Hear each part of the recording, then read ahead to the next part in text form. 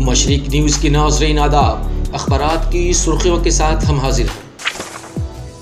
Delhi corporation کا ضمنی انتخابات، آپ کا پرچم لہرایا، بی جے پی کا صفایا، انوراگ کشیپ اور تاپسی کی رہائش گاہ پر انکم ٹیکس کا چھاپا، بی جے پی کو بھارت میں ماتا کی جے کہنے کا حق نہیں، ڈاکٹر فاروق عبداللہ کے خلاف دائر عرضی پر سپریم کورٹ نے کیا خارج کی خبروں کو تقریباً تمام اخبارات نے پہلی اور اپنے پہلے صفحہ پہ نمایاں طور سے شائع کیا ہے۔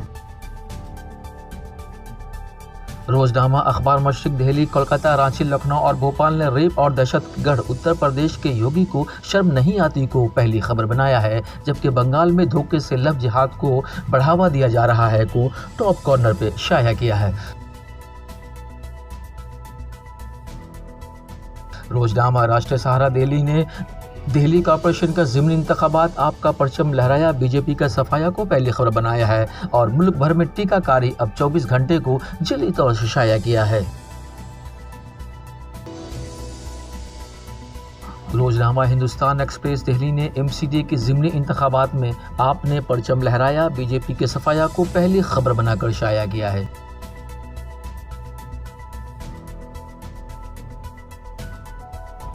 روزنامہ اردو نیوز ممبئی نے انوراگ کشیپ اور تاپسی کے گھر پر انکم ٹیکس کا چھاپا کو پہلی خبر بنا کر شائع کیا ہے، جبکہ فاروق عبداللہ غدار نہیں، سپریم کورٹ اس خبر کو ٹاپ کارنر پہ شائع کیا ہے۔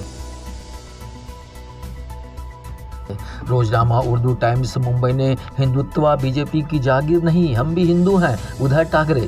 اس خبر کو پہلی خبر بنا کر شائع کیا ہے۔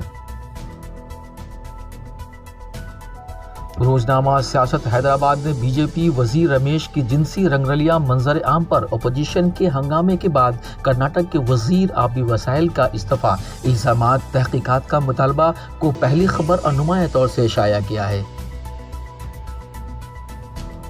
روزنامہ منصف حیدرآباد نے کورونا سرٹیفکیٹ پر مودی کی تصویر پر تنازع، انتخابی ضابطہ اخلاق کی خلاف ورزی پر ترنمول کانگریس الیکشن کمیشن سے رجوع کو پہلی خبر بنا کر نمایاں طور سے شائع کیا ہے۔ روزنامہ پندار پٹنہ نے ملک میں ایمرجنسی نافذ کرنا غلط تھا، جیلوں کے اندر تمام چیزوں پر نظر رکھنا ضروری ہے، نتیش کمار اس خبر کو پہلی خبر بنا کر شائع کیا ہے۔ روزنامہ آگ لکھنؤ نے دادی کے فیصلے پر راہل گاندھی نے اٹھائی انگلی، کہا ایمرجنسی کا فیصلہ غلط تھا، تب اور آج کی حکومت میں بڑا فرق ہے کو پہلی خبر بنائی ہے۔ سپریم کورٹ میں ڈاکٹر فاروق عبداللہ کے خلاف دائر عرضی خارج کو پہلی خبر بنایا ہے۔